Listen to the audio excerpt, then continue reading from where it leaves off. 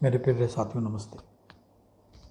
आज बैठे बैठे दिमाग में यह आया कि पिछले 30 दिन से मैंने जो अपने परिवार को समय दिया है, परिवार ने मुझे समय दिया है, जो समय मैंने अपने पापा के साथ, वाइफ के साथ, बेटी के साथ गुजारा है, शायद मेरे ख्याल से कभी हमें इतना मौका नहीं मिला कि हम साथ बैठ पाएँ, जितना हम समझ पाए हों और शांति से बैठे हुए। तो इस रूप में मैं कोरोना रूपी राक्षस का तो धन्यवाद करता हूँ कि उसने फैमिली बॉन्डिंग को क्लोज लाए हैं और हम अपने बारे में बहुत काम भी कर पाए हैं। वाइफ को बड़ी शिकायतें थी कि साहब आप समय नहीं देते हो, सुबह चले जाते हो, प्रोफेशनल लाइफ है, शाम को आते हो, आप अपने सोशल लाइफ में चले जाते हो। इसमें कोई दो राय नहीं है कि ये तो खैर हर एक का मिस हो रहा था। और अब बड़ा कूल समय हमने अपने परिवार के साथ गुजारा है। एक दूसरे के साथ जो समय गुजरा है वाकई बहुत अच्छा रहा है, सुखद अनुभव रहा है। वाइफ की शिकायतें थी तो मुझे शबीना अदीम की कुछ लाइनें याद आ रही हैं। 4 लाइनें हैं। मेरी आवाज़ बहुत अच्छी नहीं है तो इसलिए मैं आपको पद्य को भी गद्य में ही सुनाऊंगा।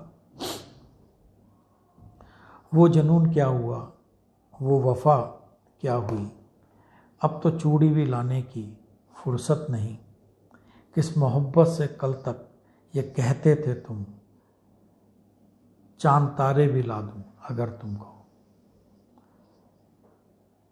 तो बिल्कुल सही था उनका। अदीम जी ने, जो शबीना अदीम जी ने कहा कि हर वाइफ की एक शिकायत ये रहती है कि भाई आपने मेरे साथ जब हमारी जीवन शुरू हुआ था नहीं हम ये करेंगे वो करेंगे, लेकिन जीवन की आपाधापी में, भाग दौड़ में बहुत फास्ट निकल गए।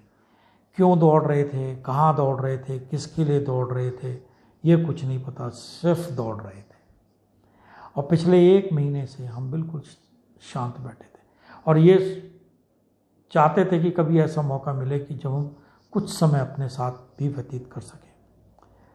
तो एक व्हाट्सएप पे बड़ी अच्छी कविता चल रही थी, काफ़ी समय से है, वो भी कुछ लाइनें याद आ रही हैं। बहुत लंबी है लेकिन मैं छोटी में सुनाऊंगा। आहिस्ता चल जिंदगी, अभी कई कर्ज चुकाना बाकी है, कुछ दर्द मिटाना बाकी है, कुछ फर्ज निभाना बाकी है।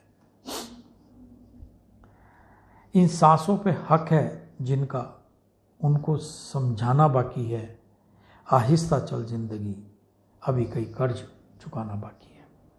तो जीवन इतना तेज चल रहा था कि समझ में नहीं आ रहा था कहाँ दौड़ रहे हैं।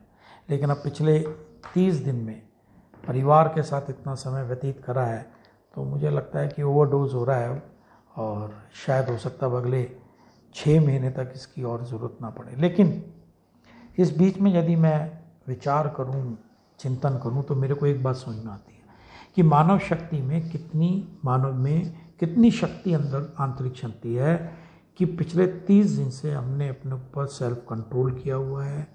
बिल्कुल बहुत अच्छा मानसिकता को हम संतुलन किए हुए हैं और हम घर में रह के बहुत अच्छे से अपना जीवन व्यतीत कर रहे हैं। तो यानी सेल्फ कंट्रोलिंग पावर तुम्हारे अंदर है। मैं पान बाहर खाता था, मेरे को पिछले 1 हफ्ते से नहीं मिल रहा है तो मैं नहीं खा रहा हूँ, तो ये भी मेरा सेल्फ कंट्रोलिंग है, चाहे फोर्स्ड है, लेकिन हो सकता है कि इसकी मुझे आदत ही छूट जाए। इसी तरह से जो दिमाग में हमारे तेजी चलती रहती थी वो दिमाग में शांति आई है, हम शांति की तरफ भी बढ़े हैं, संतुलन भी आया है। जीवन में प्रकृति को भी समझने का मौका मिला। हम अपने आप को खुदा समझ रहे थे, हम अपने आप को सर्वशक्तिमान समझ रहे थे।